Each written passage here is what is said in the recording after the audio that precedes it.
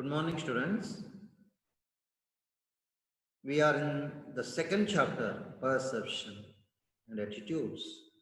The first part of this chapter is Perception. Let us discuss this chapter today. The second part of this chapter, second topic in this chapter, that is nature of perception. So, with several small points, I will explain you the nature of perception. We have already discussed the meaning, definition of perception, the difference between the perception and sensation. Here we are discussing the nature of perception. See, from the definition we can understand that perception is the intellectual process. Perception ಎಂಬುದು intellectual ಆಗಿ ಆಗುವಂತ ಒಂದು process. It is the intellectual process. Perception intellectual ಆಗಿ ಆಗುತ್ತೆ. ನಮ್ಮ ಬುದ್ಧಿಯನ್ನು ಉಪಯೋಗಿಸಿಕೊಂಡು ಅದು ನಡೆಯುವಂತ ಪ್ರಾಸೆಸ್. ಒಂದು ವಸ್ತುವನ್ನ ನಾವು ನೋಡಿದ್ರೆ, ಒಂದು ಪರಿಮಳ ಬಂದ್ರೆ ಅದು ಜಾಸ್ಮಿನ್ ಇದ್ದ ಅಥವಾ ಬೇರೆ ಯಾವುದೋ ಹೂವಿದ್ದ ಅಥವಾ ಬೇರೆ ಏನಾದರೂ ವಸ್ತು ಇದೆ ಅಂತ ನೋಡ್ದೆ ಅದು ಸೆನ್ಸ್ ಆಗಿ ಅದು ನಮ್ಮ ಬ್ರೈನಿಗೆ ತಲುಪುವಾಗ ಅಲ್ಲಿ ಇಂಟೆಲೆಕ್ಚುಯಲ್ ಆಗಿ ಒಂದು ಡಿಸಿಷನ್ ಆಗ್ತದೆ, ಒಂದು ಮೀನಿಂಗ್ಫುಲ್ ಮೀನಿಂಗ್ ಅದಕ್ಕೆ ಕೊಡುತ್ತದೆ. This is jasmine, this is the smell of jasmine ಅಂತ, ಅದು ಇಂಟೆಲೆಕ್ಚುಯಲ್ ಪ್ರಾಸೆಸ್. ಮತ್ತೆ perception is the basic cognitive or psychological process. ಈ ಇಂಟೆಲೆಕ್ಚುಯಲ್ ಪ್ರಾಸೆಸ್ ನೊಟ್ಟಿಗೆ ಇದೊಂದು ಸೈಕಲಾಜಿಕಲ್, ಮಾನಸಿಕವಾದಂತಹ, ಕಾಗ್ನಿಟಿವ್ ಆದಂತಹ ಬ್ರೈನ್ ಅಲ್ಲಿ ನಡೆಯುವಂತಹ ಒಂದು ಪ್ರಾಸೆಸ್ ಆಗಿದೆ. ಹಾಗಾಗಿ ಅದಕ್ಕೆ ನಾವು ಕಾಗ್ನಿಟಿವ್ ಪ್ರಾಸೆಸ್, ಸೈಕಲಾಜಿಕಲ್ ಪ್ರಾಸೆಸ್ ಅಂತ ಹೇಳ್ತೇವೆ. ಸಾಮಾನ್ಯವಾಗಿ whenever there is a perception, we have studied that three aspects influence that: the person who is perceiving, the object which is perceived, and the environment in which it is perceived. ಹಾಗಾಗಿ ಇದು ಪ್ರಭಾವ ಅಲ್ಲಿ ಉಂಟಾಗ್ತದೆ, psychological effect ಅಲ್ಲಿ ಉಂಟಾಗುತ್ತೆ.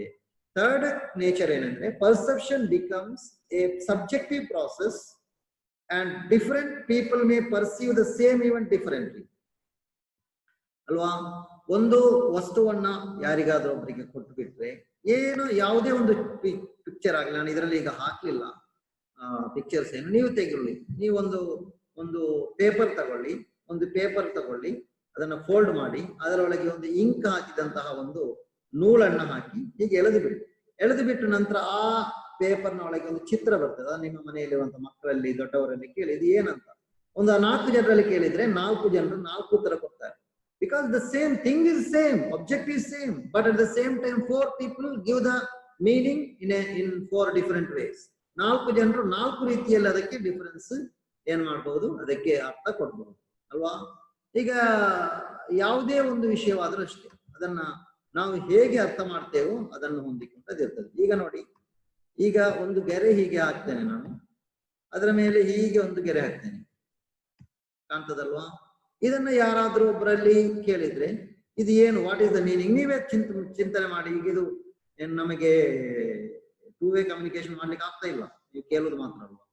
Live ಅಲ್ಲಿ ಬಂದ್ರೆ ನೋಡ್ಬೋದು, ನೀವೆಲ್ಲಿ ಒಬ್ಬೊಬ್ಬರು ಒಂದೊಂದು ಉತ್ತರ ಹೇಳ್ತಿದ್ರಿ, ನೀವೇ ನೋಡಿ, ನೀವೇ ಥಿಂಕ್ ಮಾಡಿ. ಕೆಲವರು ಹೇಳ್ಬಹುದು ಇಲ್ಲಿ ಅಲ್ಲಿ ಅಡಗಿ ನಿಂತಿದೆ ಅಲ್ವಾ, ಕೆಲವರು ಬೇರೆ ಹೇಳ್ಬಹುದು ಅಲ್ವಾ. ಅದೇ ಇದಕ್ಕೆ ಇಲ್ಲಿ ಒಂದು ಬೀಳ ಬಂದ್ರೆ ಆಯ್ತು, ಮತ್ತೆ ಇಲ್ಲೊಂದು ಬಂತು, ಇಲ್ಲೊಂದು ಬಂತು.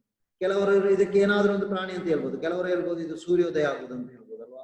ಹೀಗೆ ಸ್ವಲ್ಪ ಇದು ದೀರ್ಘ ಇದ್ರೆ ಹೀಗೆ, ನನಗೆ ಸುಮ್ಮನೆ ಇಲ್ಲಿ ಬಿಡಿಸ್ತಾ ಇದ್ದೇನೆ ಇಷ್ಟು, ಇದು ನೋಡಿ ಹೀಗೆ ಬಂದ್ರೆ ಇದಕ್ಕೆ ಬೇರೆ ಬೇರೆ ಮೀನಿಂಗ್ ಕೊಡ್ಬೋದಲ್ವಾ. ಕೆಲವರು ಇದು ಈಗ ಹೀಗೆ ಇದ್ದು ಹೀಗೆ ಬಂದು ಬಿಟ್ರೆ, ಕೆಲವರು ಹೇಳ್ಬೋದು ಒಂದು ಆನೆಯಲ್ಲಿ ಅಡಗಿ ನಿಂತಿದೆ, ಆನೆಯ ಬೆನ್ನು ಕಾಣ್ತಾ ಇದೆ, ಅಥವಾ ಒಂದು ಒಂಟೆಯ ಬೆನ್ನು ಕಾಣ್ತಾ ಇದೆ, ಹೀಗೆಲ್ಲ ಹೇಳ್ಬೋದು. This is different people are perceiving the same thing differently. ಒಂದೇ ರೀತಿಯಲ್ಲಿ ಎಲ್ಲರೂ ಪರ್ಸೀವ್ ಮಾಡುವುದಿಲ್ಲ ಎಂಬುದರ ಉದಾಹರಣೆ. Okay, next topic. ನೆಕ್ಸ್ಟ್ ಅರ್ಥ ಇದಲ್ವಾ ಎಲ್ಲರೂ ಎಲ್ಲವನ್ನು, ಈಗ ನಾನು ಮಾಡುವ ಕ್ಲಾಸ್ ಇದೆಯಲ್ಲ, ಇದನ್ನ ಪರ್ಸೀವ್ ಮಾಡ್ತಾ ಇದ್ದೀರಿ ನೀವು, you are listening to this class. But at the same time ಎಲ್ಲರೂ ಒಂದೇ ರೀತಿ ಅರ್ಥ ಮಾಡ್ತಾರೆ. ಕೆಲವರಿಗೆ ಸಂಶಯ ಆಗ್ತದೆ, ಅಕೌಂಟೆನ್ಸಿ ಪ್ರಾಬ್ಲಮ್ ಸಾಲ್ವ್ ಮಾಡಿದ್ರೆ ಕೆಲವರಿಗೆ ಬೇಗ ಅರ್ಥ ಆಗ್ತದೆ, ಕೆಲವರಿಗೆ ಅರ್ಥ ಆಗುದಿಲ್ಲ, ಅನರ್ಥ ಮಾಡಿಕೊಳ್ತಾರೆ. ಒಂದು ಹೇಳಿದ್ರೆ ಇನ್ನೊಂದಾಗಿ ಅರ್ಥ ಮಾಡ್ತಾರೆ. ಕ್ವಶನ್ ಪೇಪರ್ ತೆಗೆದು ನೋಡಿ ಓದುವಾಗ ಕೆಲವರಿಗೆ ಅಲ್ಲಿ ಏನು ಕ್ವಶನ್ ಅನ್ನ ಬೇರೆ ಬೇರೆ ರೀತಿಯಲ್ಲಿ ಪರ್ಸೀವ್ ಮಾಡ್ತಾರೆ. ವ್ಯಕ್ತಿಗಳ ಸಬ್ಜೆಕ್ಟಿವ್ ಪ್ರಾಸೆಸ್ ಅಂತ ಅದಕ್ಕೆ ಹೇಳುದು. Fourth one is, there is a lot of difference between the perceptual world and real world ಅಲ್ವಾ. ಈಗ ಒಂದು ಕಡೆ ನಾನು ಈಗ ಹೇಳಿದಂತ ಚಿತ್ರವೇ, ಒಂದು ಕಡೆ ಒಂದು ಆನೆ ನಿಂತಿದೆ, ಒಂದು ಯಾವುದರ ಮೇಲೆ ಗೋಡೆಯ ಬ್ಯಾಕ್ ಅಲ್ಲಿ, ಅದರ ಬೆನ್ನು ಮಾತ್ರ ಕಾಣ್ತದೆ, ಅದರ ಒಂದು ಫೋಟೋ ತೆಗಿತೇವೆ, ತೆಗೆದು ನಾವು ಯಾರಿಗಾದ್ರೂ ತೋರಿಸ್ತೇವೆ ಇದು ಏನಂತ. ಆಗ ಅವರು ಪರ್ಸೀವ್ ಮಾಡೋದು ಏನೋ ಆಗಿರಬಹುದು ಅಲ್ವಾ, ಆ ಪರ್ಸೀವ್ ಮಾಡೋದು ಏನೋ ಆಗಿರಬಹುದು. ಕೆಲವೊಮ್ಮೆ ಹೀಗೆ ಗೆರೆ ಬರುವುದರ ಎಡೆಯಲ್ಲಿ ಕೆಲವು ಗೆಲ್ಲುಗಳೇನಾದ್ರೂ ಇರ್ಬೋದು, ಅದನ್ನ ಕಟ್ ಮಾಡಿರ್ಬೋದು, ಅದು ಸೂರ್ಯೋದಯದಾಗಿ ಕಾಣಬಹುದು ಅಲ್ವಾ. ನಿಜವಾಗಿ ಅಲ್ಲಿರುವುದು ಏನಾನೆ, ರಿಯಲ್ ವರ್ಲ್ಡ್ ಬೇರೆ, ಪರ್ಸೆಪ್ಷನ್ ವರ್ಲ್ಡ್ ಬೇರೆ. ಪರ್ಸೀವ್ ಮಾಡುವುದು ಮತ್ತು ರಿಯಲ್ ವರ್ಲ್ಡ್ ಗೆ ಆ ರೀತಿ ಡಿಫರೆನ್ಸ್ ಇದೆ ಎಂಬುದನ್ನು ನಾವು ಅರ್ಥ ಮಾಡಬೇಕು. ಓಕೆ, ಕ್ಲಿಯರ್ ಆಯ್ತಲ್ಲ. ನೆಕ್ಸ್ಟ್ ಪಾಯಿಂಟ್ ನೋಡಿ, many of the problems occurring in organizations are often found to be the problem of perception. ಒಂದು ಕಂಪನಿಯಲ್ಲಿ ಕಾಣುವಂತ ಹಲವಾರು ಸಮಸ್ಯೆಗಳು, ಸ್ಟ್ರೈಕ್ ಆಗ್ತದೆ, ಹಲವಾರು ರೀತಿಯ ಏನು ಬಂದ್ಗಳು, ಸ್ಟ್ರೈಕ್ಗಳು ಕಂಪನಿಗಳಲ್ಲಿ ನಡೀತದೆ, ಒಮ್ಮೆಲೆ ಗೆರವಾಗ್ಬಹುದು, ಕಂಪನಿ ಮುಚ್ಚಿ ಹೋಗ್ತದೆ ಒಮ್ಮೆಲೆ 2 ದಿನ 3 ದಿನ.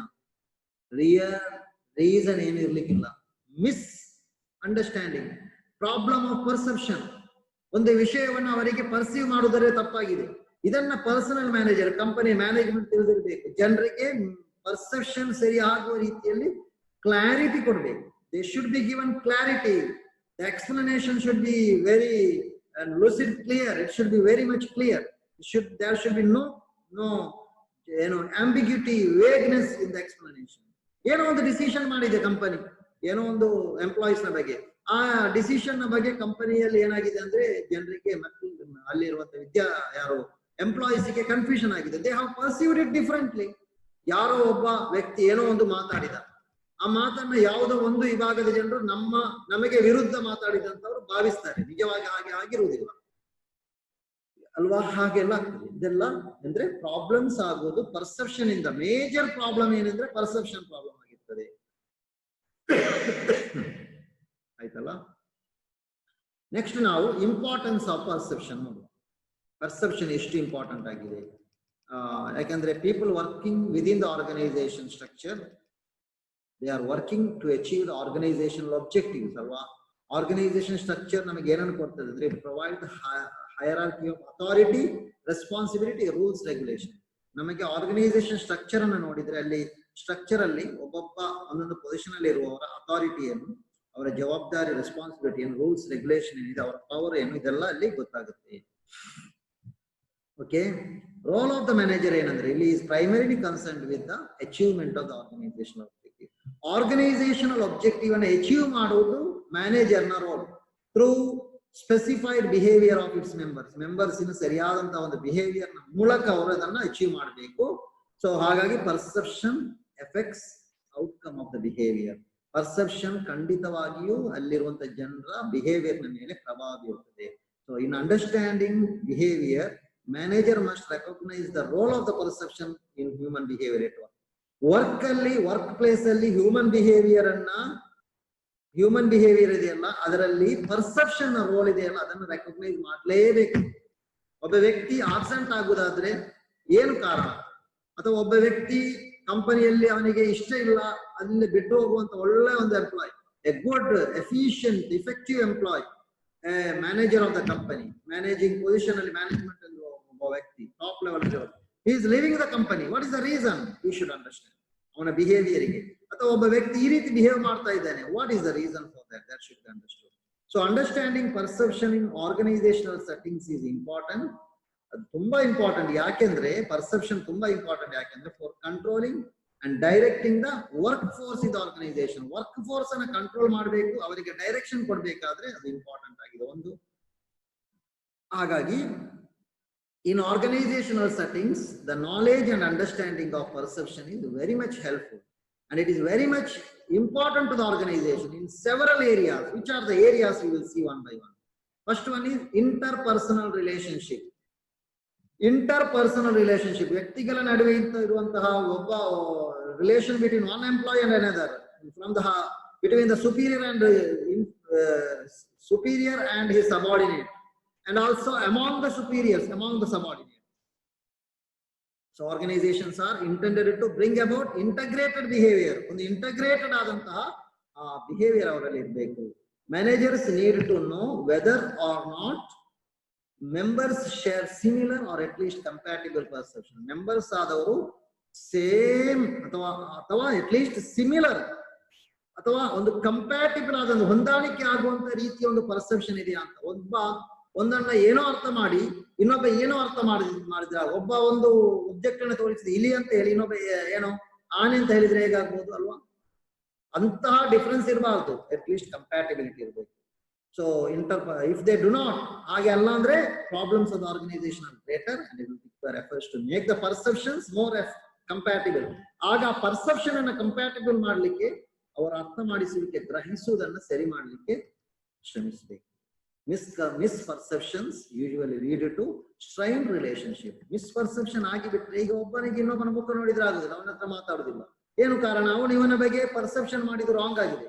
His perception about him is wrong. That is why May result in open conflict among the people. ಜನರ ನಡುವೆ ಕಾನ್ಫ್ಲಿಕ್ಟ್ ಆಗ್ಲಿಕ್ಕೆ ತುಂಬಾ ಇಂಪಾರ್ಟೆಂಟ್ ಆದಂತ ಕಾರಣ ಏನಂದ್ರೆ, ಅದಕ್ಕಿರುವಂತ ಕಾರಣ ಪರ್ಸೆಪ್ಷನ್. ಅದಾಗಿ ಸ್ಟ್ರೈನ್ ರಿಲೇಶನ್ಶಿಪ್ ಉಂಟಾಗ್ತದೆ.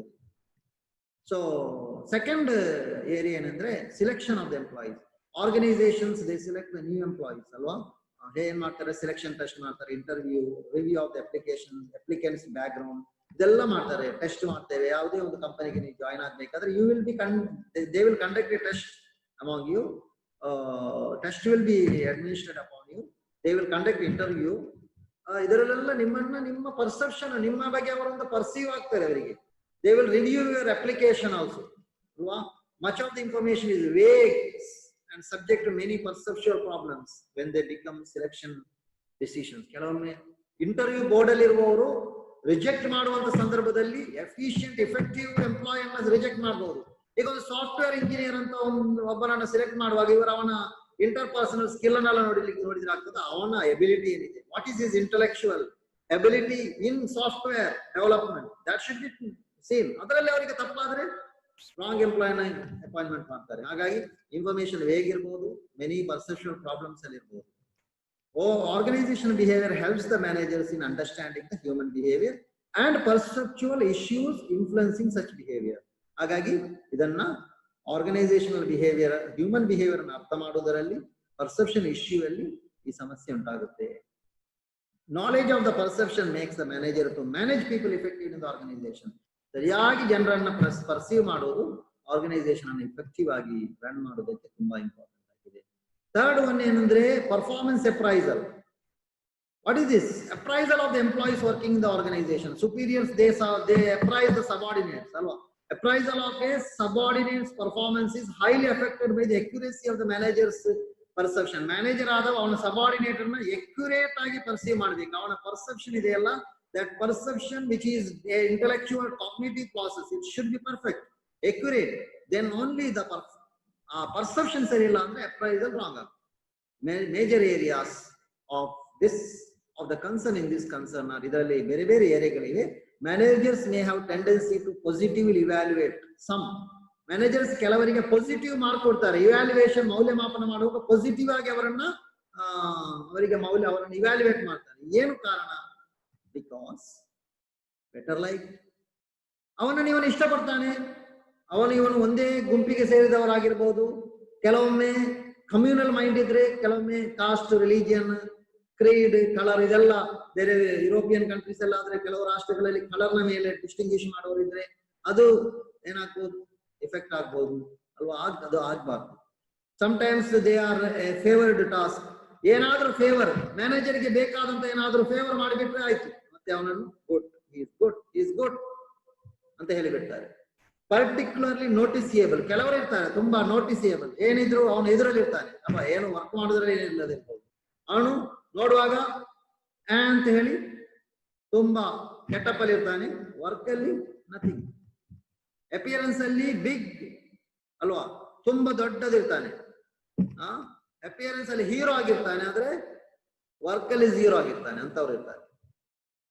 ಇದೆಲ್ಲ ಅಲ್ಲಿ ಸಮಸ್ಯೆ ಆಗ್ತದೆ ಅಂತ. ಹಾಗೆ ಆಗ್ಬಾರ್ದು. ಮತ್ತೊಂದು, because of the hello effect, performance evaluation effect. Hello effect ಅಂತ ಇದೆ. ಅಂದ್ರೆ ಅವನು ಯಾವುದೋ ಒಂದು ಫೀಲ್ಡ್ ಅಲ್ಲಿ ಏನೋ ಒಳ್ಳೆಯನಾಗಿರ್ಬೋದು, ಅದನ್ನ ನೋಡಿಕೊಂಡು ಅದು ಮತ್ತೆ ನಾವು ಕಲಿಬಹುದು. ಅದರ ಹಲೋ ಇಫೆಕ್ಟ್ ಏನಂದ್ರೆ ಅದು ಸಹ ಇಲ್ಲಿ ಇಫೆಕ್ಟ್ ಆಗ್ತದೆ. ಈ ರೀತಿಯಾಗಿ ಏನಂದ್ರೆ 3 ಏರಿಯಾದಲ್ಲಿ ಇದು ಇಂಪಾರ್ಟೆಂಟ್ ಆಗಿದೆ ಎಂಬುದನ್ನು ನಾವು ಕಲಿಬಹುದು. Hope you have understood the topic. Any doubt ಬಂದಿದ್ರೆ ನಿಮಗೆ ಕ್ಲಿಯರ್ clarification ಮಾಡಬಹುದು. As I already sent a notice in the WhatsApp group, I will conduct a test tomorrow. Okay, tomorrow timing ಅಲ್ಲಿ ಹಾಕಿದ್ದೇನೆ. Be ready for that for the first chapter. Thank you.